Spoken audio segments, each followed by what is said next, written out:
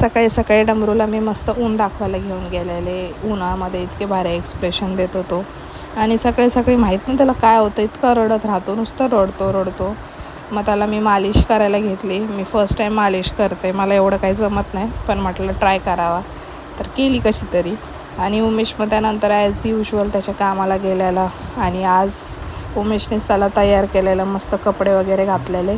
आणि आज माझ्या मम्मीचा बड्डे होता, तर आम्ही सगळेच म्हणजे आमचा डमरू पण हॉस्पिटलला गेलेला, त्याला पण हॉस्पिटलला घेऊन गेलेलो. मस्त तिथं केक वगैरे कट केला. डॉक्टर पण आलेले.